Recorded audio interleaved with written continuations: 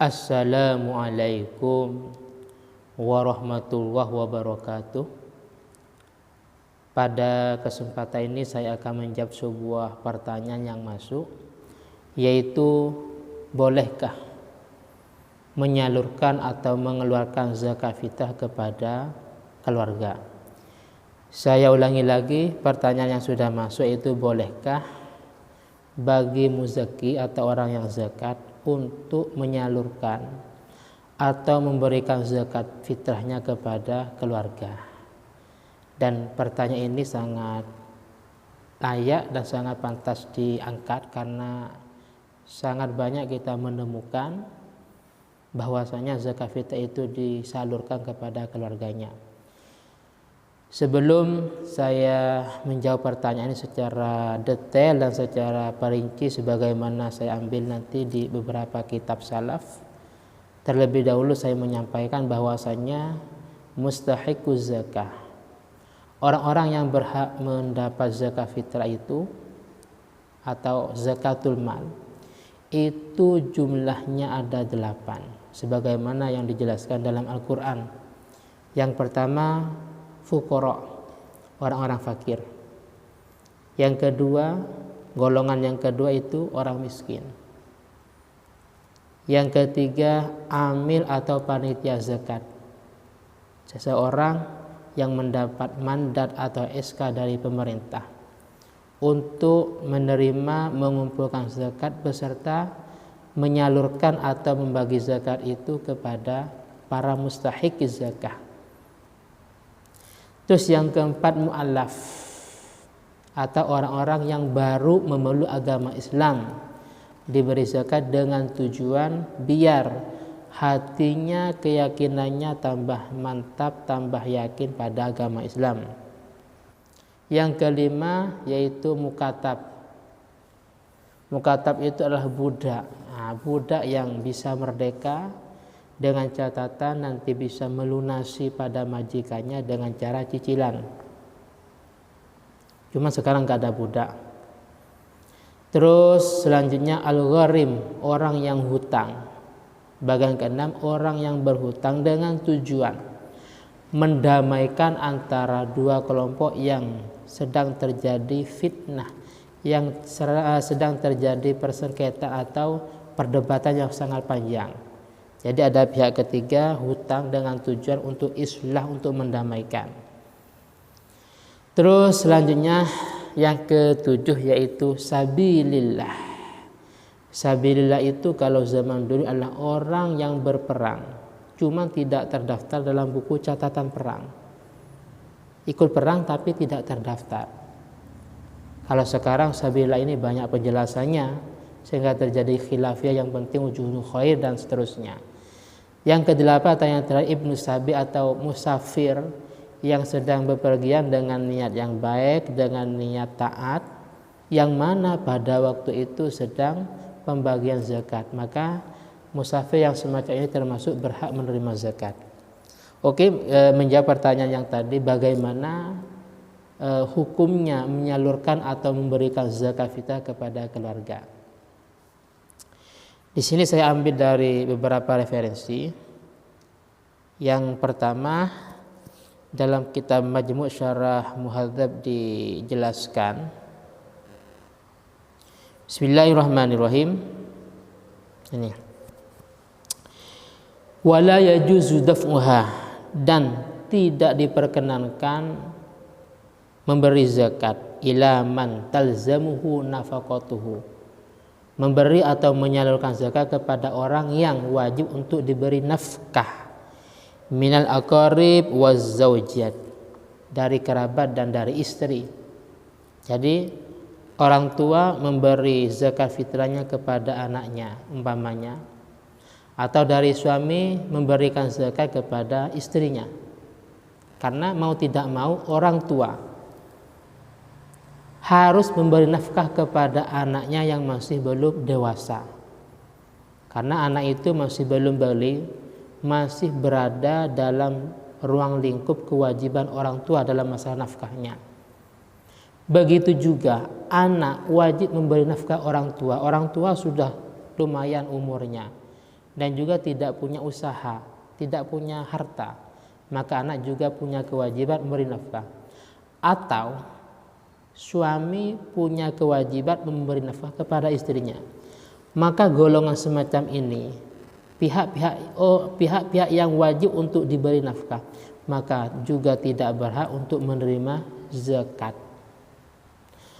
Hal itu yang tidak boleh kalau memang min sahmil fuqara, kalau memang di atas namakan daripada fakir miskin. Fakir maksudnya fakir. Kenapa? Li'anna dzalik innama ju'ila lil hajah wala hajata bihim ma'a wujubin nafaqah. Karena mustahik itu berhak menerima zakat itu karena ada unsur hajah. Sedangkan mereka sudah tercukupi dengan nafkah yang diberikan suaminya, dengan nafkah yang diberikan orang tuanya, atau dengan nafkah yang diberikan anaknya. Sudah tercukupi. Qala ashabuna, dari ashabus Syafi'i berpendapat, la yajuzu lil insan, tidak diperkenankan bagi manusia, an yadfa'ah ila waladihi wala walidihi alladhi yalzamuhu nafaqatu min sahmil fuqara wal masakin. Bahwasanya bagi seorang tidak diperkenankan untuk memberi zakat, memberikan zakatnya kepada anaknya atau kepada orang tuanya kalau memang atas nama fakir dan miskin.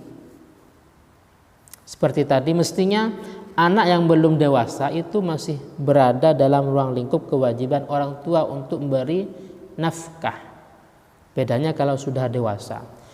Atau orang tua yang sudah tua, sedangkan anaknya punya usaha, orang tuanya nggak punya usaha, itu anak punya kewajiban memberi nafkah. Atau yang ketiga, suami punya kewajiban memberi nafkah kepada istrinya. Jadi hal semacam ini tidak boleh kalau memang memberi zakat itu atas nama fakir dan miskin. Kenapa? Karena li'illataini, karena dua alasan. Yang pertama, ahaduma anhu ghaniyun bin nafaqatihi, karena sudah tercukupi dengan nafkahnya. Wasani, yang kedua, wasani annahu bidaf'i ilahi yajlibu ila nafsi naf'an wa huwa man ujubin nafaqu alaihi. Kalau memang diperbolehkan suami memberi nafkah kepada istrinya, suami memberi zakat kepada istrinya, anak memberi zakat pada orang tuanya, atau orang tua menyalurkan zakat kepadanya, kalau memang diperbolehkan, maka otomatis orang yang punya kewajiban ini tidak akan memberi nafkah. Jadi saling menguntungkan. Kalau memang diperbolehkan menerima zakat, maka orang tua atau anak atau istri, maka mereka sudah tercukupi dengan zakat itu, sudah tercukupi dengan nafkah, maka zakat tidak boleh. Atau kalau seandainya diperbolehkan, maka dengan zakat itu sudah dianggap cukup sehingga yang punya tanggung jawab tidak mau beri nafkah. Seperti itu alasan yang kedua. Terus selanjutnya dijelaskan, qala ashabuna wa yajuzu an yadfa'ah ila waladihi wa walidi min sahmil amilin wal mukatabin wal gharimin wal wuzah idza kana bihadhi sifah. Tadi itu kalau memang karena statusnya fakir atau miskin, jadi orang tua memberi zakat pada anaknya karena miskin atau fakir. Anak memberi zakat pada orang tuanya karena fakir atau miskin. Atau suami memberi zakat kepada istrinya karena fakir atau miskin, itu yang nggak boleh. Sekarang bedanya, kalau memang memberi zakat itu dikarenakan atas nama amil,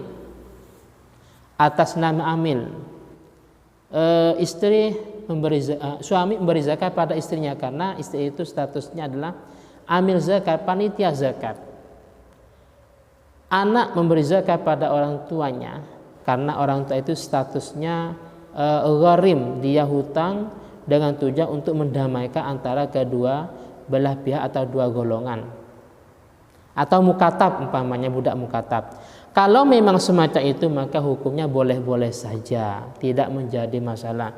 Jadi yang tidak boleh itu kalau memang karena statusnya miskin atau fakir. Wala yajuzu an yadfa ilaih min sahmil muallafah in kana mimman yalzamuhu nafaqatuhu. Begitu juga tidak boleh kalau memang memberi zakat kepada mereka atas nama muallaf.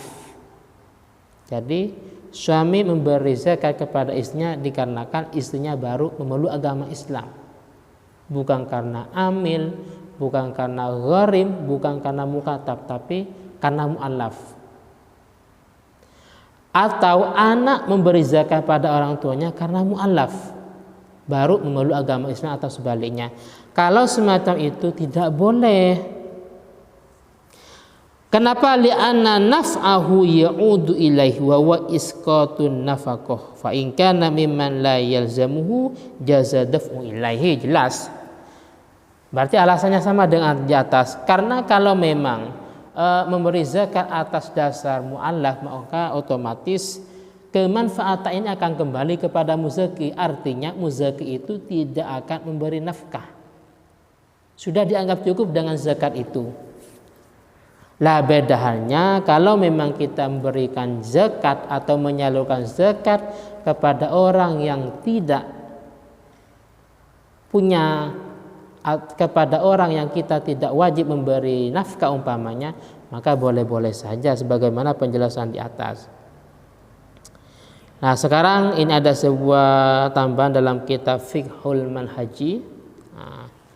Dijelaskan wa in kana lil malik alladhi wajabat fi mali zakah aqrib la tajibu alaihi nafaqatuhum kal ikhwah wal akhawat wal a'mam wal ammat wal akhwal wal khalat wa abnaihi wa ghairihim wa kanu fuqara aw masakin aw ghairihim min asnafil mustahiqin lizakah jaza syarafu zakat ilaihim wa kanuhum awla min ghairihim.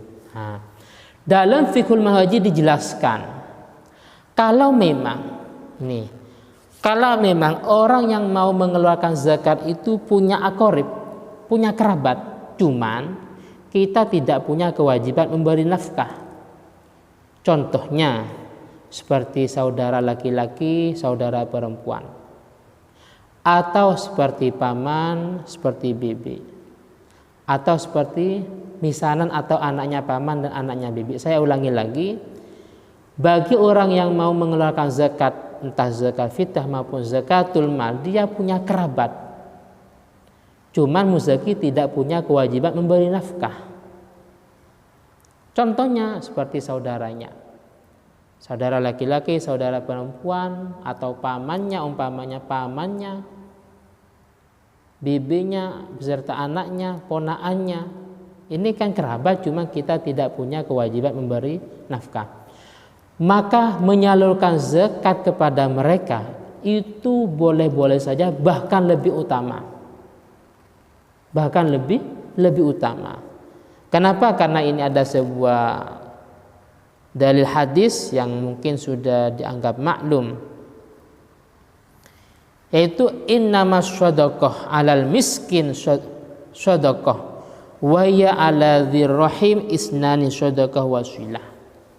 Jadi kita bersedekah kepada fakir miskin itu mendapat satu pahala karena pahalanya sedekah. Tapi kalau kita sedekah kepada kerabat yang tidak wajib untuk diberikan nafkah, maka mendapat dua pahala. Pahala yang pertama yaitu pahalanya sedekah, pahala yang kedua adalah pahalanya silaturahim.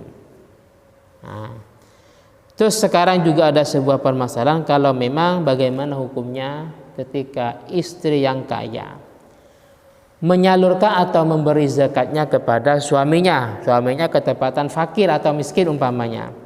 Maka di sini ada sebuah penjelasan tambahan, sama masih dalam ruang lingkup kitab Fiqhul Manhaji. Yusannu lizaujah idza kanat ghaniyah wa wajabat fi maliha az-zakah an tu'tiya zakata maliha li zawjiha in kana faqiran. Nah, jadi kalau memang istri itu termasuk kaya sedangkan suaminya miskin, maka sangat dianjurkan istri itu untuk menyalurkan zakatnya kepada suaminya yang miskin itu, in kana faqiran. Wa kadzalika yustahabbu laha an tunfiqaha ala auladiha in kana kadzalik. Nah, begitu juga dianjurkan untuk menyalurkan zakatnya kepada anaknya, kalau memang anaknya itu miskin. Kenapa dijelaskan di sini? Li'anna nafaqataz zauj wal aulad ghairu wajibah al wa zaujah. Karena yang harus atau yang semestinya untuk memberi nafkah kepada anak itu bukan ibunya, tapi ayahnya atau bapaknya. Begitu juga yang punya kewajiban nafkah kepada bapaknya itu bukan ibunya. Ibunya itu tidak punya kewajiban. Istri tidak punya kewajiban memberi nafkah kepada suaminya. Ibu tidak punya kewajiban memberi nafkah kepada anaknya. Itu semuanya tanggung jawab laki-laki. Suami punya kewajiban memberi nafkah kepada istrinya. Ayah punya kewajiban memberi nafkah kepada anaknya. Oleh karena itu ketika istri itu menyalurkan zakatnya kepada suaminya yang tidak punya, atau perempuan ini statusnya ibu menyalurkan zakatnya kepada anaknya yang tidak punya, maka itu boleh-boleh saja. Bahkan seperti tadi sama mendapat dua pahala. Pahala yang pertama pahalanya sedekah, sedangkan pahala yang kedua pahalanya silaturahim. Berarti dari beberapa penjelasan ini kesimpulannya dalam pertanyaan di atas, bagaimana menyalurkan atau mengeluarkan zakat fitrah kepada keluarga? Maka hukumnya tafsil atau diperinci. Kalau memang yang dimaksud keluarga adalah orang yang harus kita beri nafkah, entah istri atau anak, maka entah istri, anak atau orang tua, maka kita tidak boleh menyalurkan zakat fitrah kepada mereka, karena mau tidak mau kita harus mencukupi dengan nafkah, dengan nafkah bukan zakat. Tapi kalau yang dimaksud adalah keluarga yang tidak wajib untuk diberi nafkah, seperti saudara, ponakan, atau seperti paman, bibi beserta anaknya, maka kita ini diperkenankan untuk memberi zakat kepada mereka.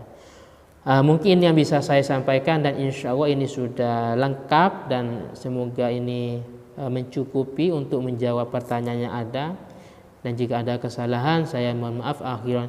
Assalamualaikum warahmatullahi wabarakatuh.